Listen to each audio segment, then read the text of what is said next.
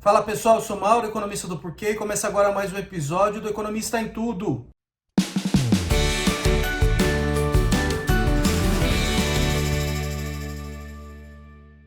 Hoje eu vou falar de inflação, mais um dado ruim agora para o mês de agosto. Então a gente vê a inflação medida pelo IPCA, né, que é o Índice Nacional de Preços ao Consumidor Amplo do IBGE, que é o principal índice de inflação no Brasil, e ele serve para guiar as ações de política monetária do Banco Central dentro do sistema de metas. E aí a gente vê uma inflação de 0,87% no mês, e é a inflação mais alta para esse mês de agosto desde 2000. Tá? E é uma coisa que a gente está vendo se repetir ao longo do ano, esses números de inflação bem altos quando comparado ao histórico recente. Tá? E mais uma vez batendo um recorde agora dos últimos 20 e poucos anos, a inflação para o mês de agosto. Outro dado talvez mais importante que isso é olhar a inflação acumulada ao longo dos últimos 12 meses. Como eu disse, esses recordes em números elevados estão se repetindo ao longo dos meses. Então, a gente mede a inflação dos últimos 12 meses, a gente está quase chegando em 2 dígitos. Tá? Ela já está em 9,68%. Tá?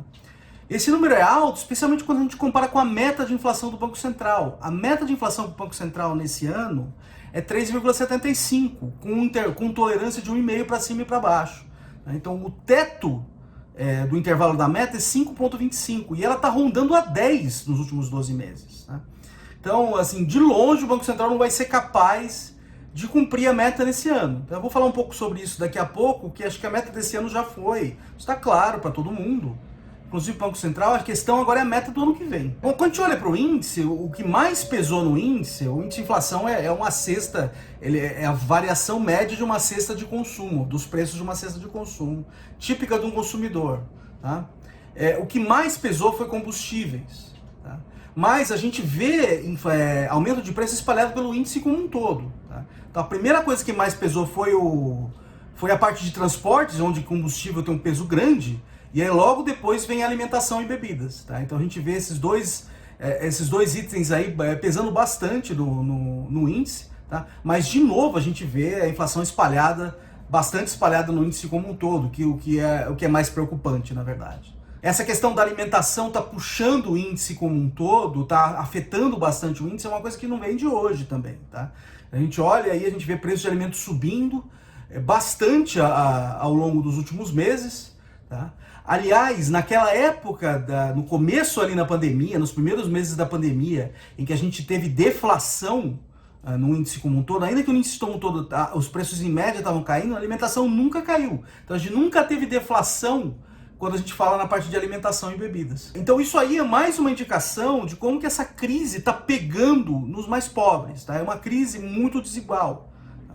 Além do fato da renda dos mais pobres ter sido mais afetada, por causa que é mais difícil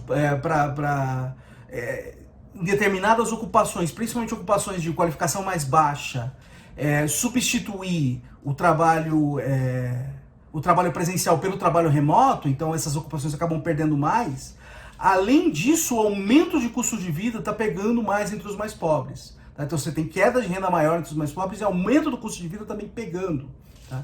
Então essa é uma crise, a crise do Covid é uma crise muito desigual, agora por esses dois motivos. Para ver essa desigualdade de aumento de custo de vida, dá para fazer uma comparação simples entre dois índices de inflação, os dois calculados pelo IBGE, tá? Que é o IPCA, que eu acabei de falar, e o INPC. Tá? O INPC é o Índice Nacional de Preços ao Consumidor. O nome é quase igual, mas as siglas diferenciam bem. Tá? O IPCA é o índice que o Banco Central olha na sua decisão de tomada de política monetária, o que vai fazer com a Selic. Tá? O INPC ele guia o reajuste do salário mínimo. Tá? O INPC, na base do INPC, estão consumidores, famílias de 1 a 5 salários mínimos. Então são famílias que tendem a ser mais pobres. Tá? No IPCA é de 1 a 40 salários mínimos. Tá? Então, quando a gente compara os dois, a gente vê que o INPC, nos últimos 12 meses, ele já passou de 2 dígitos. Tá? Ele está em 10,42. Se compara com o IPCA ao longo dos últimos 12 meses, que está na casa de 9,7, você vê que o aumento do custo de vida para essa faixa mais pobre tem sido mais alto. Tá? Então, de novo, a crise do Covid está pegando não só na queda de renda, por causa da dificuldade de transitar as ocupações de mais baixa qualificação do presencial para o remoto, é mais fácil nas ocupações de alta qualificação, tá? E além disso, o custo de vida agora também está pegando mais em alimentação e bebidas, que é um item mais importante no orçamento de famílias mais pobres. Ele tende a pesar mais no orçamento de famílias mais pobres. Então, boa parte dessas diferenças entre IPCA e INPC, que sinaliza essa diferença, esse aumento de custo de vida mais pesado das famílias mais pobres, está vindo por causa disso. Está vindo por causa que o peso no INPC de alimentação é mais alto. É como eu estava dizendo, a meta de inflação desse ano já era, tá? Aliás, essa pressão na inflação e essa pressão no custo de vida, ela deve continuar por causa da crise hídrica, tá? A crise hídrica não só ela está empurrando o preço da energia para cima, mas a falta de chuva também prejudica a produção de alimentos, tá? A produção agrícola. Então isso deve puxar preço de itens agrícolas para cima e o preço de alimentos também. Tá? Então é mais uma pressão que vai ter ali no custo de vida e principalmente no custo de vida das pessoas mais pobres. Tá? Então esse é um processo que deve continuar ainda, esse processo de inflação alta. Então para esse ano, o Banco Central está subindo a taxa de juros para segurar o crescimento da inflação, mas esse ano já era. Tá? A questão agora é o ano que vem. Tá? Boa parte desses choques que estão acontecendo agora, eles devem se dissipar. Tá? Então, para o ano que vem, a questão, o Banco Central já está sentindo pressão nas expectativas de inflação para o ano que vem. Então, tem a pesquisa Focus, que é a tomada de informações que o Banco Central faz junto a instituições do mercado financeiro e a consultorias econômicas, tá? Sobre o que eles estão achando que vai ser a inflação no ano que vem. Tá? A expectativa para o ano que vem já passou de 4%, e a meta, o centro da meta, é mais baixo o ano que vem, é 3,5%. Esse ano é 3,75%, o ano que vem é 3,5%. Então a expectativa para o ano que vem ela já vem crescendo há um tempo, ela já rompeu 4%. Tá? Lógico, ainda está dentro do intervalo de tolerância. Tá? Mas a questão agora é que ela está continuando a subir. Tá? Então já está começando a colocar pressão na credibilidade da política monetária. Então o Banco Central, boa parte do que o Banco Central está fazendo, subindo a taxa de juros, subindo a Selic, olhando mais para a inflação do ano que vem, tentando empurrar essas expectativas para baixo, do que para a inflação desse ano, que já era a meta. Tá?